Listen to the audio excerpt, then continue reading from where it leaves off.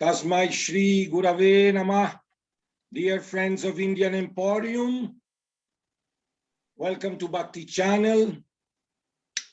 I will start introducing my friend Vivek Bharat Gaur after the chanting of Chandi. That will be very auspicious for this satsanga of today, and it will be about Guru. Ya Devi Sarva Bhuteshu Matri Rupena Sanstitam Namastasya Namastasya Namastasya Namo Namaha. Ya Devi Sarva Bhuteshu Buddhi Rupena Sanstitam Namastasya Namastasya Namastasya Namo Namaha. Ya Devi Sarva Bhuteshu Shanti Rupena Sanstitam Namastasya Namastasya Namastasya Namo Namaha. Sarva Mangala Mangale Shive Sharvata Sadike Sharange Trambake Gauri Narayano Namostute Shristishti Vinasanam Saktibhute Sanatani Gunasraye Gunamaye Narayani Namostute Saranagat Dinart Paritrana Parayani Sarvasyarte Hare Devi Narayani Namostute. We offer our prayers at the lotus feet of our Guru Maharaj, Sri Shamacharan Lahiri Mazaya, and I am introducing our friend Vivek Bharat Gaur, who lives in Rishikesh in Ganga Vihar colony. He is the founder and secretary, coordinator of Bharat Heritage Service Director, and also he has been traveling all over the world before he got degree of engineer, and after he has started to follow his dharma because he belongs to an old Brahmin family of Rishikesh. Also, his father is a Shastra, and his grandfather was an Ayurvedic practitioner and also very much learned in the Sanskrit, as Vivek Ji has told me. I have so many stories to tell you guys about Vivek Ji, but I would like him to talk personally. Welcome, Vivek Ji. Thank you very much. Thank you, Namaste, for this opportunity and for this satsang.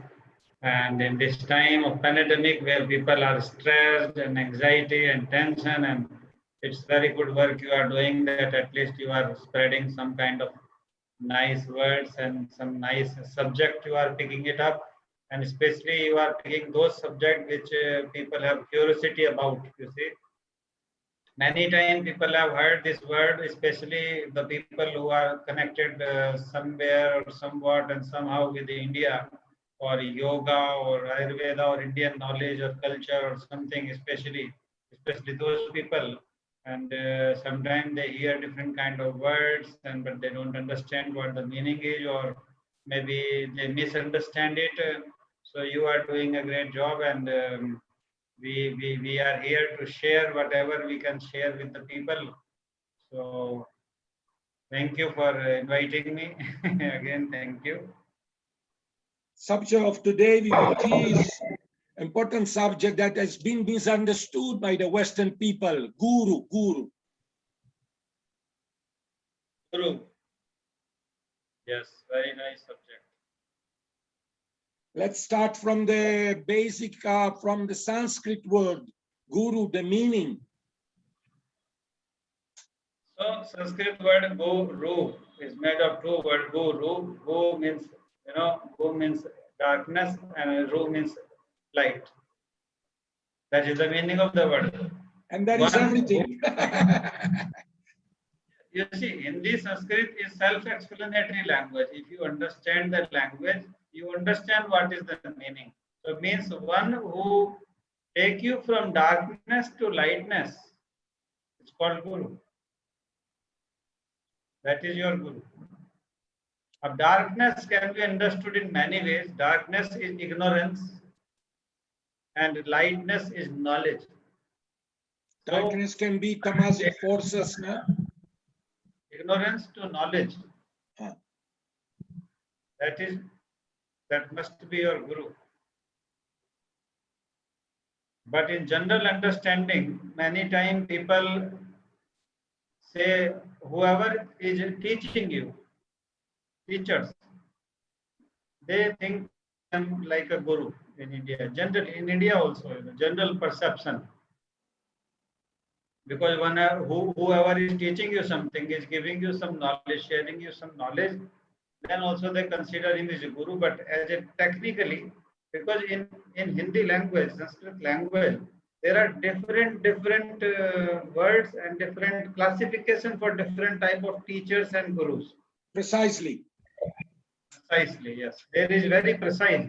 It's just that when you translate something into different language, maybe the exact words we don't find, so we use the very close word which can represent the little bit meaning of it. Ji. So that's how it is. And let me ask you, for example, when I started my journey, spiritual journey in Sanatana Dharma, there was a meaning of Upaguru and Sadguru. Upguru or Sadguru means then there may be different classification, as I said, that if you go more deeper, then there are different classification of the people who are giving you or sharing their knowledge or wisdom to you. So Upaguru means not the main guru, but the assistant guru, kind of, you say. On the path. Guru. Someone that is helping on the path. Sometimes, as an example, suppose you come to learn something and I say, okay, I will teach the higher level classes, and then there is another person who will prepare you like for a beginner. Suppose you are a beginner, then if you are a beginner, you may not need a teacher who is teaching the higher level or higher spiritual practices, or like this kind of thing. Maybe a very simple person who is teaching into the intermediate level, and this person can also share some knowledge with you and prepare you, basically preparation. So guru does your preparation, and then once you are ready and prepared, then you can go forward, then you can meet Sadguru, then you can meet another type of guru also. So Sadguru means, Sad means good, Guru means good. Good. Sad means a person gentle. It's a gentle guru or nice guru or a good guru or something like this. So I tell you one very interesting incident. One time I was sitting in Ramjula outside my center, and one Nepali girl came and she asked me. I was sitting in a normal uniform of normal dress, just normally I was sitting there. So she asked me, can you tell me some good guru? I said, what do you mean by guru? First you tell me this. I asked her. And what are you looking? You tell me this. If you are meaning of finding a guru or a baba or saint or something like a person with a saffron color and a long beard and long hair, there are so many, you go and find out yourself. But if you are looking for a particular question to answer, particular doubt to answer, maybe you can discuss with us, and maybe we may be able or not able, we will come to know later, but maybe we can answer your question too. So she said, no, I don't know myself what I am looking for and what I said, so if you don't know yourself what are you looking, then how will you look? You see? So there is sometimes a little confusion, Confusion of things is there. I have experience in Rishikesh that also right near your house in Ganga Vihar, also by sitting and watching Mother Ganga, that Mother Ganga can be guru. Whoever gives you any glimpse of knowledge, maybe your guru, you can say, but the general meaning of guru is different. The exact understanding of guru should be different. That is, that one who hold your hand and show you the path. That is good.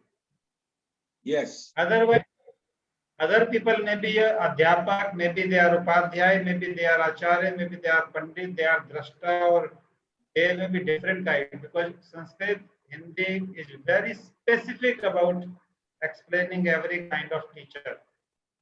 There are different variety.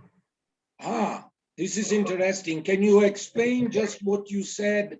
Little explanation about each and every type. Okay. So I tell you in Sanskrit how we understand that. First is called adhyapak. Adhyapak means general meaning in English is a teacher. Teacher. Who is teacher? Whoever gives you information. See, there is a classification. Whoever gives you information, maybe you can say him is teacher, because he gives you some information you don't have. Now he teaches you something new. Okay, number one. Now, if some person impart knowledge with information, because knowledge is different thing, information is a different thing. When you practice information, it may become knowledge. Ji. So when some person gives you knowledge with information, then is called upadhyay, like Guru you said. Upadhyay. Like he tell you not only information, but regarding that information, also tell me a little bit more to you. Okay. After is called Acharya. Acharya. Yes. Who is Acharya? Acharya is a person who actually follow the knowledge and information what he gives to others. You see difference. Teacher may give you information but may not be following himself herself. Upadhyay may be giving you information and knowledge but may not be necessary that he may be following the same thing. But Acharya, who is actually putting it in his acharan. Acharan means behavior. Whatever knowledge I am giving to you, suppose as an example, I am teaching you some skill, like this yoga, this pranayama, but same I am also practicing and doing, then I am called Acharya. Acharya means he is also authorized to give diksha. That I will come, diksha different, I will After, come later. after. So this person gives you skills. Skill because he's practicing himself. Because he is practicing himself. This is different. This is a classification. So I may be a teacher, but I may not be Acharya. But in English, there is a simple word for all teachers. There is confusion. And after, if there is a person who gives you a deep insight into the subject, that person is called Pandit. Pandit. Pandit. Generally, we understand Pandit means priest, okay, person who is doing the worshipping or any kind. Generally, we say is priest or Pandit or something like that. But the exact meaning of Pandit is who give you deep insight into any subject. That is Pandit. Pandit means master. That this person is master about that knowledge, about that wisdom. He's mastering the knowledge. He's mastering the knowledge. Especially that particular knowledge. And after, if there is a person who give a visionary view on the subject and allow you to think according to the different vision or your vision. He don't say you, okay, I am saying this, follow this, not this.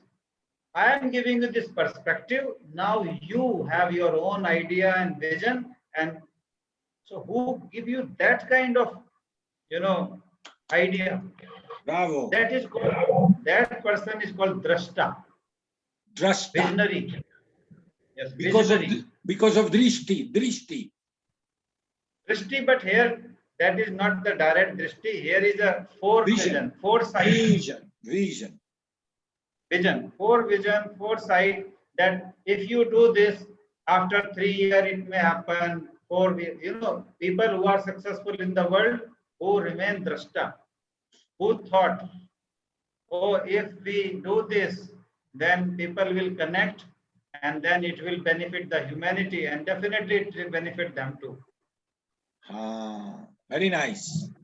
These people have vision and they allow you not to follow their vision, but they develop you to have your own vision.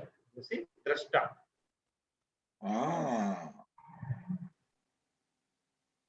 And after comes the Guru. The last comes the Guru, one who is able to awaken the wisdom in you. You all have wisdom. We all have wisdom inside us, but sleeping, not awaken. So Guru is that person who awaken that wisdom in you and leading you from darkness to lightness, ignorance to knowledge.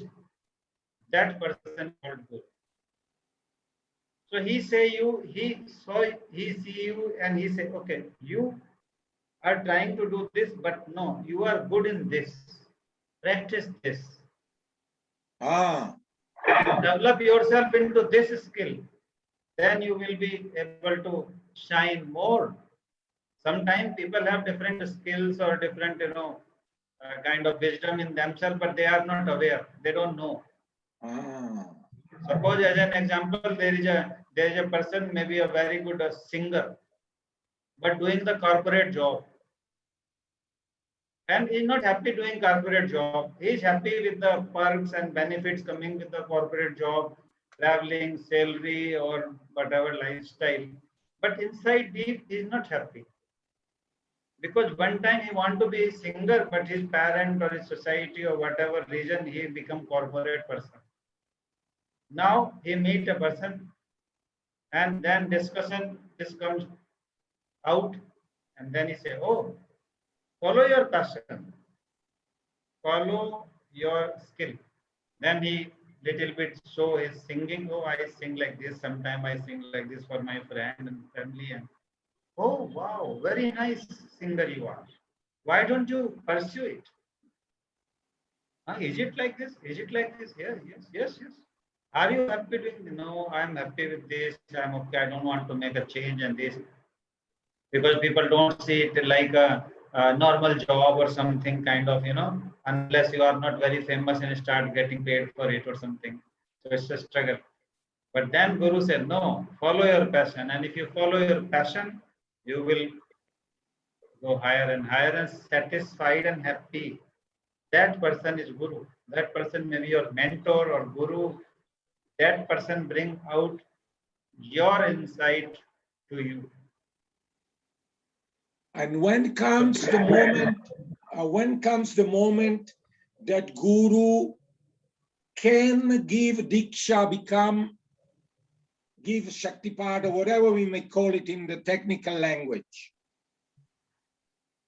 Okay. Now, if we say generally, we can understand the Guru. The word Guru has many meanings. One of them is deep. One of them is heavy also. Heavy. Heavy. Guru means heavy. Like earth having Guru quality, we can say. So like heaviness or deep. Solid. That is also meaning. Solid. Yes. So now a person who is having deep knowledge, that person can become your Guru because he knows more than you. At least that time. Later you become more successful than your Guru, that's a different thing. But he takes this out from you. So there are basically, you can say, 3 types of Guru, we can say 3 types. First, as you asked, we call Diksha Guru. Diksha Guru. Who is Diksha Guru? The person who is giving you a kind of a Diksha, initiation into a particular format, into a particular kind of a tradition, maybe by giving you a mantra, and that is done into a ceremony in general. There is a particular ceremony, and then there is a mantra is being given, or some kind of a rituals are there, and that is called diksha. Then you become the disciple of that particular person. In that line, in that guru In line, that line. parampara. What is called a lineage system. Yeah. Okay. Like you said, the Marshall IDG, and then there, lineage, then there are other guru and other gurus, Yeah. the Kriya Yogi. They are Kriya Yogi, then Ananda Marga, then Shivananda, Saraswati, different. So this is a lineage system. We call it parampara. Parampara, lineage, tradition. So when a guru think, okay, you are ready, or you think you are ready, then you go to guru and he give you some task to perform, and when he see, then he may be able to give you a diksha. Acha. He sees some particular adhikara in you. No? Yes. Because then you have to follow him. You have to follow his path, his knowledge, his tradition. So when he sees something that you are able to take that tradition forward, then he initiates it. Very nice. I am not talking about the general kind of Shakti path and Diksha that anybody is giving to anybody. That's a different story altogether. Yeah. That is a sort of marketing, isn't it? Yes, it's a sort of marketing. And nowadays, if you go for Kriya Yoga as an example, they don't teach you right away. First, they do initiation, they take you into their tradition, and then only they share their knowledge with you. It's like this. That's their system.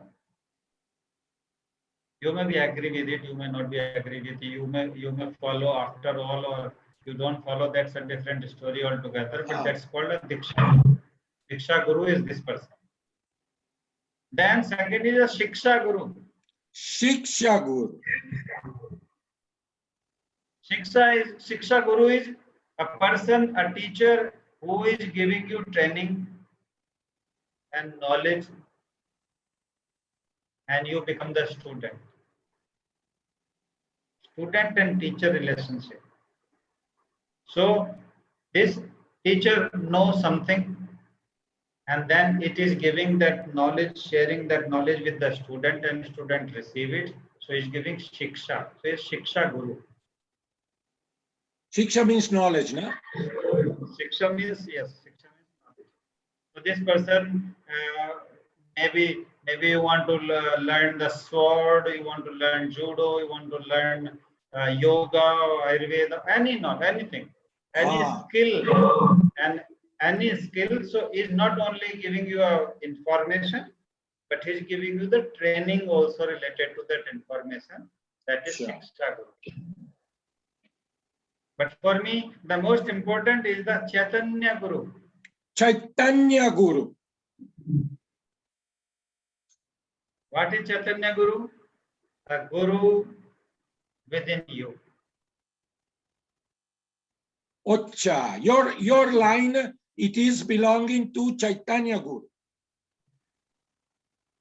Means you are conscious about yourself. So your Guru is within yourself, and that is called Chaitanya Guru. You are, and that can happen only when you are connected with yourself. This means you're gonna have like a spontaneous enlightenment because you have found your Guru inside you. Well, enlightenment is a very big word, and it's a continuous process. You can. If somebody says, you can. Yeah. Yes, of course. Every day when we are discussing, learning, either it is a new word, either it is a new information, either it is a new knowledge, either it is anything new, we are actually enlightening ourselves. Every day we get enlightenment. And if any day you don't learn anything new, then you wasted your day. Because you're never going to come back again. So I ask people to every day learn something new, maybe new word, maybe new skill, maybe something new. You know, that is process of enlightenment.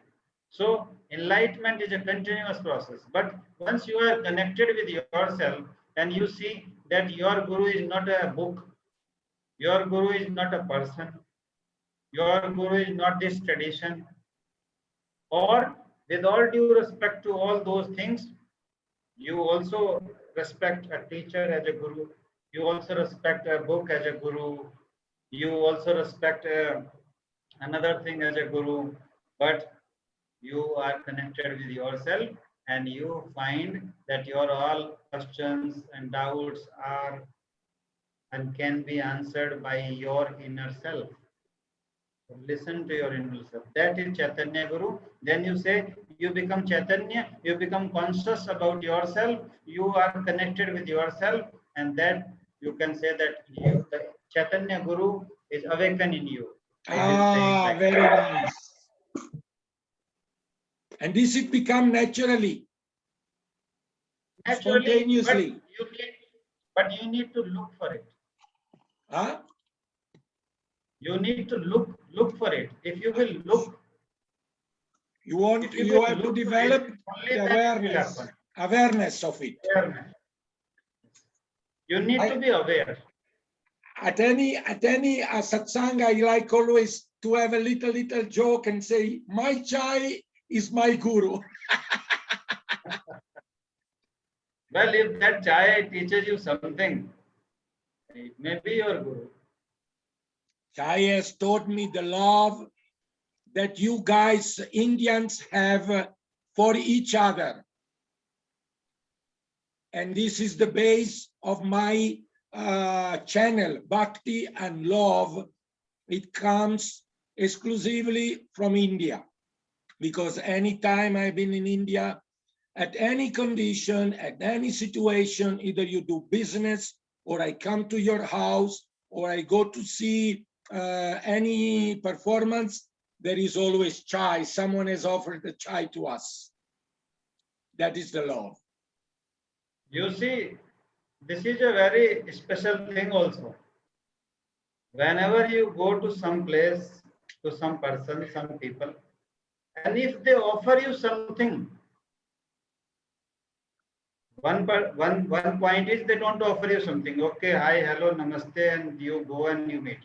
And that is but it. If they offer you something, maybe starting with water and chai, it means that they have interest in you.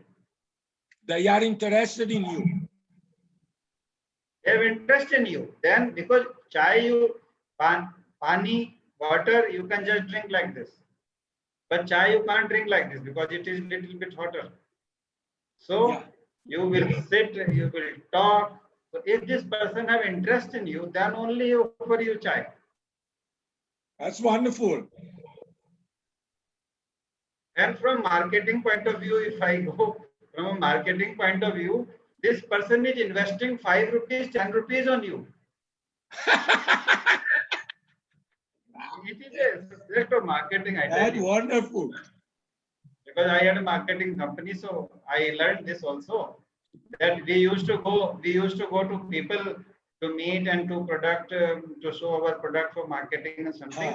And then some people say, okay, we don't, and they just see, and some people, okay, come sit, okay, bring tea. Means this person is giving 5 minutes, 10 minutes to talk. So we can tell our things. So he's investing 5 rupees, 10 rupees on you. Means this person has interest at least to listen to you.